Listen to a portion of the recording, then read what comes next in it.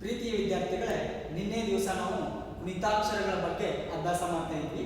ಗುಣಿತಾಕ್ಷರಗಳು ಅಂತಂದ್ರೆ ವ್ಯಂಜನಾಕ್ಷರಗಳಿಗೆ ಸ್ವರಾಕ್ಷರಗಳು ಸೇರಿ ರಚನೆಯಾಗುವ ಅಕ್ಷರಗಳನ್ನ ಗುಣಿತಾಕ್ಷರಗಳು ಎಂದು ಕರೆಯುತ್ತಾರೆ ಅನ್ನುವಂತಹ ವಿಷಯವನ್ನ ನಿನ್ನೆ ಅಭ್ಯಾಸ ಮಾಡಿದ್ದೇವೆ. ಇವತ್ತು ಗುಣಿತಾಕ್ಷರಗಳನ್ನ ಯಾವ ರೀತಿಯಾಗಿ ರಚನೆ ಮಾಡಬೇಕು ಅನ್ನೋದ್ರ ಬಗ್ಗೆ ತಿಳ್ಕೊಳ್ಳೋಣ. ಇಲ್ಲಿ ಕೆಲವು ಉದಾಹರಣೆಗಳನ್ನ ಗಮನಿಸೋಣ.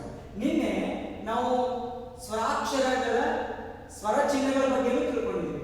ಇದು ಅ ಸ್ವರ ಚಿಹ್ನೆ, ಇದಕ್ಕೆ ತಲೆ ಕಟ್ಟು ಅಂತ ಕರೀತಾರೆ. ಇದು ಆ ಸ್ವರ ಚಿಹ್ನೆ, ಇದಕ್ಕೆ ಇಳಿ ಅಥವಾ ದೀರ್ಘ ಅಂತ ಕರೀತಾರೆ. ಇದು ಈ ಸ್ವರ ಚಿಹ್ನೆ, ಗುಡಸು ಅಂತ ಕರೀತಾರೆ. ಇದು ದೀರ್ಘ ಸ್ವರ ಈ ಸ್ವರ ಚಿಹ್ನೆ, ಇದಕ್ಕೆ ಗುಡಸಿನ ದೀರ್ಘ ಅಂತ ಕರೀತಾರೆ. ಇದು ಉ ಸ್ವರ ಚಿಹ್ನೆ, ಕೊಂಬು ಅಂತ ಕರೀತಾರೆ. ಇದು ದೀರ್ಘ ಸ್ವರ ಉ ಸ್ವರ ಚಿಹ್ನೆ, ಕೊಂಬಿನ ದೀರ್ಘ ಅಂತ ಕರೀತಾರೆ. ಇದು ರು ಸ್ವರ ಚಿಹ್ನೆ, ಇದಕ್ಕೆ ಸುಳಿ ಅಥವಾ ವಕ್ರ ಸುಳಿ ಎಂದು ಕರೆಯುತ್ತಾರೆ. ಇದು ಎ ಸ್ವರ ಚಿಹ್ನೆ, ಏತ್ವ ಅಂತ ಕರೀತಾರೆ. ಇದು ದೀರ್ಘ ಸ್ವರ ಎ ಸ್ವರ ಚಿಹ್ನೆ, ಇದಕ್ಕೆ ಏತ್ವದ ದೀರ್ಘ ಅಂತ ಕರೀತಾರೆ. ಇದು ಐ ಸ್ವರ ಚಿಹ್ನೆ, ಐತ್ವ ಅಂತ ಕರೀತಾರೆ. ಇದು ಓ ಸ್ವರ ಚಿಹ್ನೆ, ಓತ್ವ ಅಂತ ಕರೀತಾರೆ. ಇದು ದೀರ್ಘ ಸ್ವರ ಓ ಸ್ವರ ಚಿಹ್ನೆ, ಓತ್ವದ ದೀರ್ಘ ಅಂತ ಕರೀತಾರೆ. ಇದು ಔ ಸ್ವರ ಚಿಹ್ನೆ, ಔತ್ವ ಅಂತ ಕರೀತಾರೆ. ಇದು ಅನುಸ್ವಾರ, ಇದು ವಿಸರ್ಗ. ವಿದ್ಯಾರ್ಥಿಗಳೇ, ಇಷ್ಟನ್ನ ನಾವು ತಿಳ್ಕೊಂಡ ನಂತರ ಈ ಸ್ವರ ಚಿಹ್ನೆಗಳು ಅಂದ್ರೆ ನಾವು ವ್ಯಂಜನಾಕ್ಷರಕ್ಕೆ ಸ್ವರಾಕ್ಷರವನ್ನ ಸೇರಿಸುವಾಗ ಆ ಸ್ವರದ ಸ್ವರ ಚಿಹ್ನೆಯನ್ನ ನಾವು ಸೇರಿಸ್ತೀವಿ. ಹಾಗಾಗಿ ಇಲ್ಲಿ ಗಮನಿಸಿ, ಇಲ್ಲಿ ಕ ವ್ಯಂಜನಕ್ಕೆ ಅ ಸ್ವರವನ್ನ ಸೇರಿಸಿದೀವಿ. ಉದಾಹರಣೆಗೆ ಅ ಸ್ವರ ಚಿಹ್ನೆ ತಲೆ ಕಟ್ಟು. ಈಗ ನೋಡಿ, ಕ ಗುಣಿತಾಕ್ಷರ ರಚನೆ ಮಾಡುವಾಗ ಕ ವ್ಯಂಜನಕ್ಕೆ ಅ ಸ್ವರ ಚಿಹ್ನೆಯನ್ನ ಸೇರಿಸಿದೀವಿ. ಅದೇ ರೀತಿ ಇಲ್ಲಿ ಆ ಸ್ವರ ಚಿಹ್ನೆಯನ್ನ ಸೇರಿಸಿದೀವಿ. ಇದು ಕ, ಇದು ಕ. ಇಲ್ಲಿ ಈ ಸ್ವರ ಚಿಹ್ನೆಯನ್ನ ಸೇರಿಸಿದೀವಿ, ಕಿ. ಅದೇ ರೀತಿಯಾಗಿ ಇಲ್ಲಿ ಗಮನಿಸಿ ವಿದ್ಯಾರ್ಥಿಗಳೇ, ದೀರ್ಘ ಸ್ವರ ಈ ಸ್ವರ ಚಿಹ್ನೆಯನ್ನ ಸೇರಿಸಿದಾಗ ಇಲ್ಲಿ ಕೀ ಆಯಿತು. ಗಮನಿಸಬೇಕು, ಇದು ಈ ಸ್ವರ ಚಿಹ್ನೆ ಕೀ ಆಯಿತು. ಇದು ದೀರ್ಘ ಸ್ವರ ಈ ಸ್ವರ ಚಿಹ್ನೆ ಕೀ ಆಯಿತು. ಅದೇ ರೀತಿ ಉ ಸ್ವರ ಚಿಹ್ನೆಯನ್ನ ಸೇರಿಸಿದ್ವಿ, ಕು. ದೀರ್ಘ ಸ್ವರ ಉ ಸ್ವರ ಚಿಹ್ನೆಯನ್ನ ಸೇರಿಸಿದೀವಿ, ಕು. ಇದು ರು ಸ್ವರ ಚಿಹ್ನೆಯನ್ನ ಸೇರಿಸಿದೀವಿ, ಕ್ರು. ಇದನ್ನ ಸಾಮಾನ್ಯವಾಗಿ ಇಲ್ಲಿ ರು ಸ್ವರ ಚಿಹ್ನೆಯನ್ನ ಸೇರಿಸಿದಾಗ ಇದು ಒತ್ತಕ್ಷರ ಅಂತ ಪರಿಗಣಿಸಬಾರದು. ಒತ್ತಕ್ಷರ ಅಲ್ಲ, ಇದು ಸ್ವರ ಚಿಹ್ನೆ. ಗಮನದಲ್ಲಿರಬೇಕು ವಿದ್ಯಾರ್ಥಿಗಳು, ಇದು ಸ್ವರ ಚಿಹ್ನೆ, ರು ಸ್ವರ ಚಿಹ್ನೆ. ಇದು ಒತ್ತಕ್ಷರ ಅಲ್ಲ, ಗಮನದಲ್ಲಿರಬೇಕು. ಇಲ್ಲಿ ಎ ಸ್ವರ ಚಿಹ್ನೆಯನ್ನ ಸೇರಿಸಿದೀವಿ, ಕೆ. ದೀರ್ಘ ಸ್ವರ ಎ ಸ್ವರ ಚಿಹ್ನೆಯನ್ನ ಸೇರಿಸಿದೀವಿ, ಕೆ. ಇಲ್ಲಿ ಐ ಸ್ವರ ಚಿಹ್ನೆಯನ್ನ ಸೇರಿಸಿದೀವಿ, ಕೈ. ಇಲ್ಲಿ ಕ ವ್ಯಂಜನಕ್ಕೆ ಓ ಸ್ವರ ಚಿಹ್ನೆಯನ್ನ ಸೇರಿಸಿದೀವಿ, ಕೋ. ಅದೇ ರೀತಿ ದೀರ್ಘ ಸ್ವರ ಓ ಸ್ವರ ಚಿಹ್ನೆಯನ್ನ ಸೇರಿಸಿದೀವಿ, ಕೋ. ಇಲ್ಲಿ ಔ ಸ್ವರ ಚಿಹ್ನೆಯನ್ನ ಸೇರಿಸಿದೀವಿ, ಕೌ. ಇಲ್ಲಿ ಅನುಸ್ವಾರ ಸೇರಿಸಿದೀವಿ, ಕಂ. ಇಲ್ಲಿ ವಿಸರ್ಗ ಸೇರಿಸಿದೀವಿ, ಕಹ.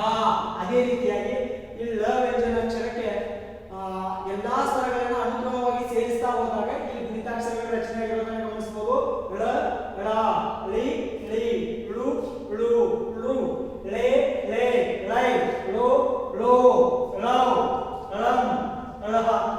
ಹೀಗೆ ಗುಣಿತಾಕ್ಷರಗಳನ್ನ ನಾವು ಈ ಸ್ವರ ಚಿಹ್ನೆಗಳನ್ನ ಸೇರಿಸ್ತಾ ಏನ್ ಮಾಡಬಹುದು ಅಂದ್ರೆ ರಚನೆ ಮಾಡಬಹುದು. ವಿದ್ಯಾರ್ಥಿಗಳೇ, ನೀವೇನ್ ಮಾಡ್ಬೇಕು ಅಂತಂದ್ರೆ ಈಗ ಪ್ರತಿಯೊಂದು ವ್ಯಂಜನಾಕ್ಷರಕ್ಕೆ ಎಲ್ಲಾ ಸ್ವರಾಕ್ಷರಗಳನ್ನ ಸೇರಿಸ್ತಾ ಗುಣಿತಾಕ್ಷರಗಳನ್ನ ರಚನೆ ಮಾಡೋದನ್ನ ಮನೆಯಲ್ಲಿ ರೂಢಿ ಮಾಡ್ಕೊಳ್ಳಿ. ಉದಾಹರಣೆಗೆ ಗ ಪ್ಲಸ್ ಅ, ಗ ಅಂದ್ರೆ ಗ ವ್ಯಂಜನಕ್ಕೆ ಅ ಸ್ವರ ಚಿಹ್ನೆಯನ್ನ ಸೇರಿಸಿದಾಗ ಗ ಅನ್ನುವಂತ ಗುಣಿತಾಕ್ಷರ ರಚನೆ ಆಗ್ತದೆ. ಅದೇ ರೀತಿ ಗ ಪ್ಲಸ್ ಆ, ಗ. ಗ ಪ್ಲಸ್ ಇ, ಗಿ. ಗ ಪ್ಲಸ್ ಇ, ಗಿ. ಗ ಪ್ಲಸ್ ಉ, ಗು. ಗ ಪ್ಲಸ್ ಉ, ಗು. ಗ ಪ್ಲಸ್ ರು, ಗೃ. ಗ ಪ್ಲಸ್ ಎ, ಗೆ. ಗ ಪ್ಲಸ್ ಎ, ಗೆ. ಗ ಪ್ಲಸ್ ಐ, ಗೈ. ಗ ಪ್ಲಸ್ ಓ, ಗೋ. ಗ ಪ್ಲಸ್ ಓ, ಗೋ. ಗ ಪ್ಲಸ್ ಔ, ಗೌ. ಗ ಪ್ಲಸ್ ಅನುಸ್ವಾರ, ಗಂ. ಗ ಪ್ಲಸ್ ವಿಸರ್ಗ, ಗಹ. ಹೀಗೆ ಅ ದಿಂದ ಹಿಡಿದು ಔವರೆಗಿನ ಸ್ವರಾಕ್ಷರಗಳನ್ನ ವ್ಯಂಜನಾಕ್ಷರಗಳಿಗೆ ಅನುಕ್ರಮವಾಗಿ ಸೇರಿಸುತ್ತಾ ನಾವೇನ್ ಮಾಡ್ಬೋದು ಅಂತಂದ್ರೆ ಗುಣಿತಾಕ್ಷರಗಳನ್ನ ರಚನೆ ಮಾಡಬಹುದು. ವಿದ್ಯಾರ್ಥಿಗಳೇ, ಅವುಗಳನ್ನ ನೀವು ಮನೆಯಲ್ಲಿ ಏನ್ ಮಾಡಿ ಗುಣಿತಾಕ್ಷರಗಳನ್ನ ರಚನೆ ಮಾಡಿ ರೂಢಿ ಮಾಡಬಹುದು. ಇನ್ನೊಂದು ಮುಖ್ಯವಾಗಿ ನಾವು ಗಮನಿಸಬೇಕಾದದ್ದು ಏನು ಅಂತಂದ್ರೆ ಗುಣಿತಾಕ್ಷರಗಳನ್ನ ವಿಭಜಿಸಿ ಬರೆಯುವ ಕ್ರಮ. ಅಂದ್ರೆ ವಿಭಜಿಸಿ ಬರೆಯೋದು ಅಂತಂದ್ರೆ ಬಿಡಿಸಿ ಹೇಗೆ ಬರೆಯೋದು ಅಂತ ಹೇಳಿ. ಈ ಉದಾಹರಣೆಗೆ ಭಾರತ ಅನ್ನುವಂತಹ ಗುಣಿತಾಕ್ಷರಗಳಿಂದ ರಚನೆ ಆಗಿರುವಂತಹ ಶಬ್ದವನ್ನ ಬ ಪ್ಲಸ್ ಆ ಅಂದ್ರೆ ಬ ವ್ಯಂಜನಕ್ಕೆ ಆ ಸ್ವರಾಕ್ಷರ ಸೇರಿದ, ರ ವ್ಯಂಜನಕ್ಕೆ ಅ ಸ್ವರಾಕ್ಷರ ಸೇರಿದ, ತ ವ್ಯಂಜನಕ್ಕೆ ಅ ಸ್ವರ ಸೇರಿದ. ಅದೇ ರೀತಿ ಕಾವೇರಿ ಶಬ್ದಕ್ಕೆ ಕ ವ್ಯಂಜನಕ್ಕೆ ಆ ಸ್ವರ